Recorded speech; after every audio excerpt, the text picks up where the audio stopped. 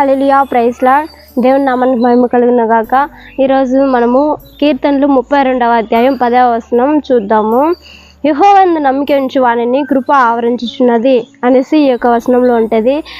యెహోవాయందు నమ్మిక ఉంచు వాడిని అప్పుడు అలా చూసినట్లయితే మనము దేవుని యందు విశ్వాసం ఉంచినట్లయితే కృప ఆవరించున్నది అనేసి ఆ యొక్క వచనంలో చూస్తాము.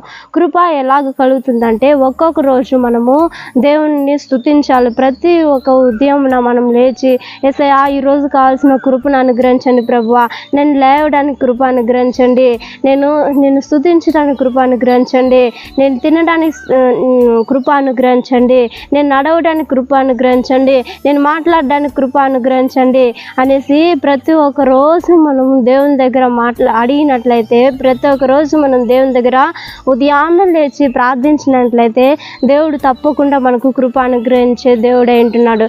ఎందుకంటే ఈరోజు నైట్ పడుకొని ఉదయాన్నే చాలామంది లేవలేకుండా పోతున్నారు.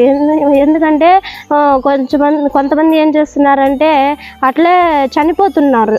పొద్దున లేవలేకుండా ఎప్పుడు ఏ టైంలో చనిపోతున్నారో వాళ్ళకే తెలియకుండా వాళ్ళు చనిపోతుంటున్నారు. కాబట్టి మనం పొద్దున కన్ను తెరిచి చూస్తున్నామంటే అది దేవుని యొక్క కృప మాత్రమే. ఆ కృపను మనం పొందుకోవాలంటే ప్రతి ఒక్క రోజు ఉదయాన్నే లేచి మనం ప్రార్థించాలి. యేసయ్యా ఈరోజు కావాల్సిన కృపను అనుగ్రహించండి, ఈరోజు కావాల్సిన ప్రతి ఒక్క అవసరతలు మీరు తీర్చండి, ప్రతి ఒక్క నీ మీదనే మేము ఆనుకొని ఉన్నాం ప్రభువా, మేము మనుషులను నమ్ముకుంటలేదు ప్రభువా అనేసి మనం ఎవరెవరైతే ప్రార్థిస్తామో ప్రతి ఒక్క బిడ్డలకు దేవుడు తప్పకుండా మళ్ళీ ఆశ్రయించే దేవుడు అంటున్నాడు.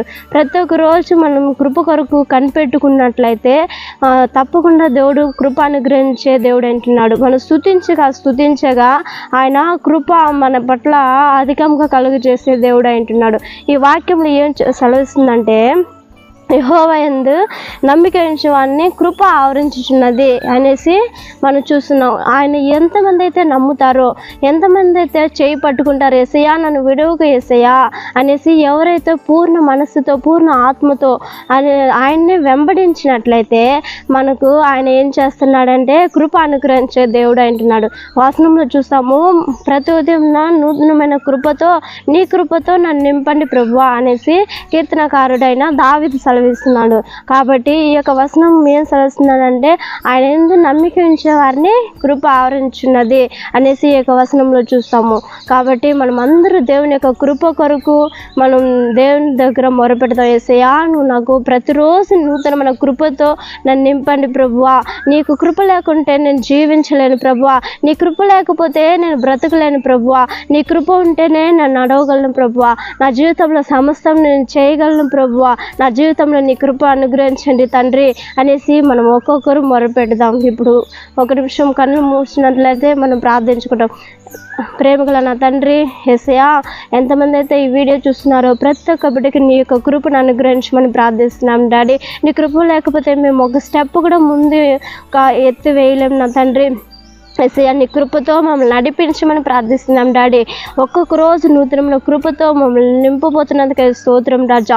నీ కృప ద్వారా ఈ యొక్క వీడియో చూస్తున్న ప్రతి వారిని నింపమని ప్రార్థిస్తున్నాం డాడీ. అయ్యా నీ కృప ద్వారా సమస్తం సాధించగలం నా రాజా.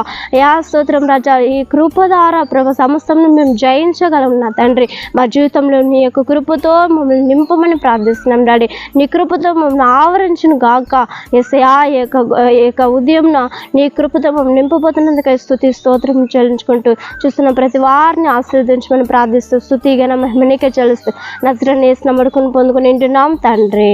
ఆమేన్. Praise lord.